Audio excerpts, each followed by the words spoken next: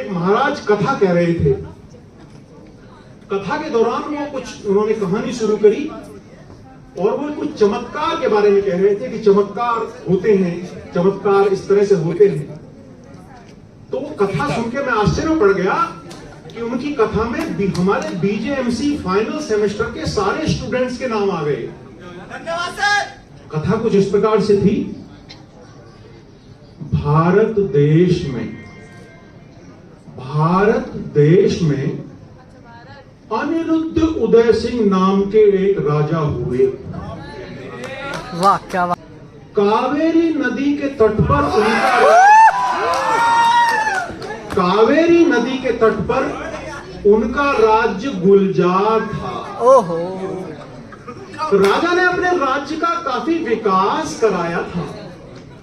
राज्य में चारों ओर हर्ष का वातावरण था, ठीक टीएसजेएमसी की तरह। जैसे टीएसजेएमसी में 5-5 हर्ष हैं, ऐसी राज्य में हर्ष का वातावरण, चारों तरफ हर्ष ही हर्ष।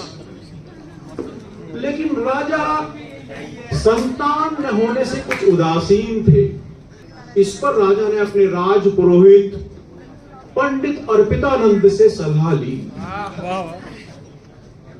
पंडित अर्पितानंद की सलाह पर राजा ने मध्य रात्रि को मयंक यानी चंद्रमा की रोशनी में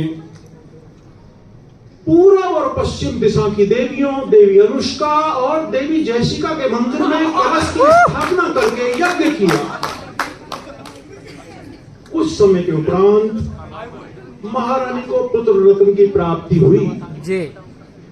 राजकुमार का नाम भी हर्ष ही रखा गया। हर्ष ही हर्ष। दिन गुजरते गए, फिर एक बार राज्य में सूखा पड़ गया। कावेरी नदी भी राज्य का रास्ता छोड़कर बगल के राज्य मोदी नगर की तरफ मुड़ गई। जय हो। तो राज्य का गर्व और गौरव धूमिल पड़ने लगा। राज पुरोहित पंडित अर्पितानंद के उपाय भी काम नहीं आए।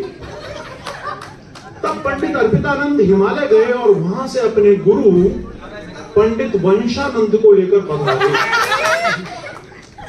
पंडित वंशानंद, उनकी बड़ी मान्यता थी ऑल इन वन। किसी को पीपीटी बनवानी हो, किसी को आर्टिकल निकलवाना हो, किसी को एडिट करवाना हो, वो सब काम करते थे। पंडित वंशानंद ने सलाह दी कि यहां से 50 कोस की दूरी पर एक महक से भरा बगीचा है, जिसके फूल बड़े वसीम यानी सुंदर और बड़े अरसद यानी पवित्र हैं। और उस बगीचे की देखभाल एक फकीर सलाउद्दीन चिश्ती करते हैं। उस बगीचे के फूल लाकर यदि राज्य में बिखेर दिए जाएं तो जरूर वर्षा होगी। तो सेनापति सूर्य प्रताप सिंह के नेतृत्व में ऐसा ही किया गया।